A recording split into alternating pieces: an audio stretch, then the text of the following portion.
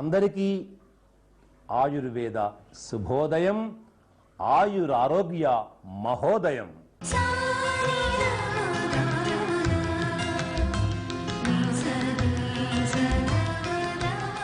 ఇంటికి దీపం ఇల్లాలు అనే ఈ శీర్షికలో ఈరోజు ఇవాళటి ఈ ఆధునిక ఈ జీవన విషాదములో వచ్చేటువంటి అనేక అనారోగ్య సమస్యల్లో ఒకటి అతిమూత్రము. పిల్లలకి అతిమూత్రం పక్కలోనే పోసేస్తుంటారు, ఆడవాళ్ళకి అతిమూత్రం మాటికి పోస్తుంటారు. ఇక వృద్ధులకు చెప్పడానికి రాత్రి అంతా గంటకి అరగంటకి వస్తూనే ఉంటారు. అలాగే మగవాళ్ళు కూడా ఆఫీసులో. దీని గతంలో కూడా గోమూత్రంతో మీకు ఒక చక్కటి మార్గాన్ని చెప్పడం జరిగింది.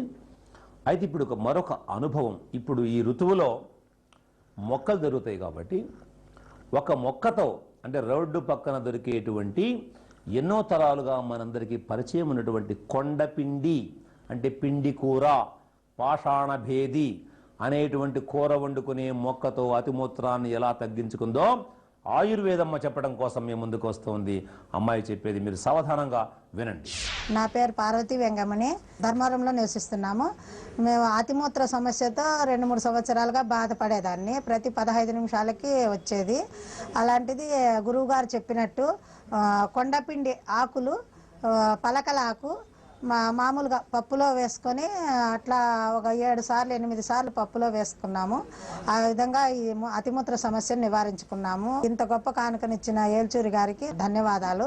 జై ఆయుర్వేదం, జై జై ఆయుర్వేదం. విన్నారు కదా, కొండపిండి కూర. ఒక్క కొండపిండి కూర,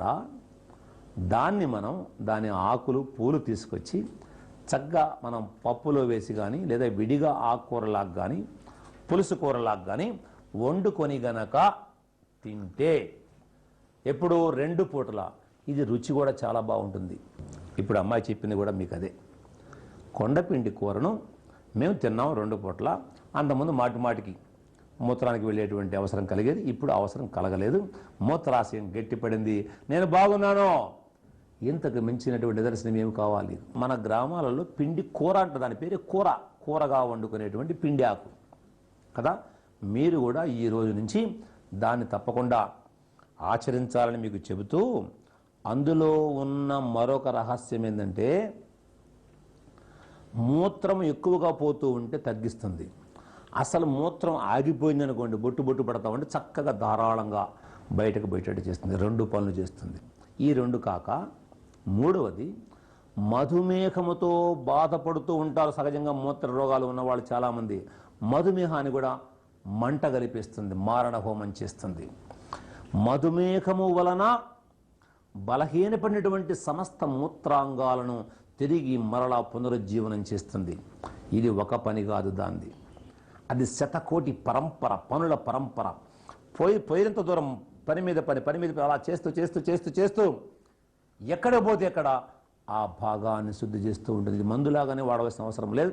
చాలా దేశాల వాళ్ళు, వాళ్ళ దేశాల్లో ఈ మొక్క దొరక్క మన దేశంలో కొన్ని 100 ఎకరాల్లో దీన్ని వాళ్ళు పండించుకొని ఈ కొండపిండి మొక్కతో వాళ్ళు టీ కాచుకొని తాగుతున్నారు రోజు. కొండపిండి టీ, పాషాణ భేది టీ, అద్భుతమైనటువంటి టీ రోజు తాగుతూ ఉంటే కమ్మగా ఉంటే తాగడానికి.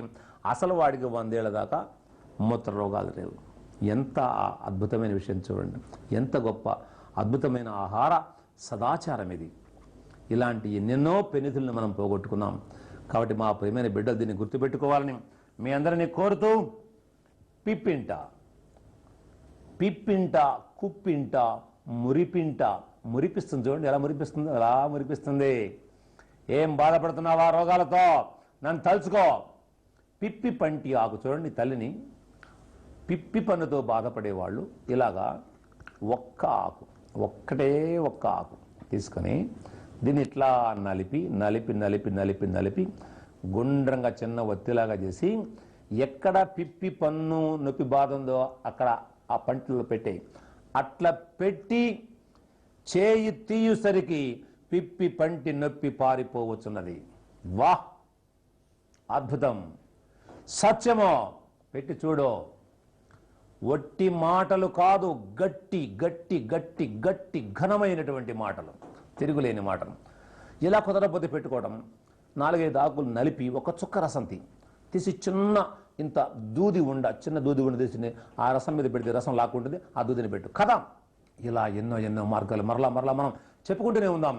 కొద్దిసేపట్లో ప్రగతికి మూలం పురుషుల్లో ఓ బ్రహ్మాండమైన చక్కని తిరుగులేని మరో మార్గాన్ని చెప్పుకుందాం. ఎదురు చూస్తూ ఉండండి.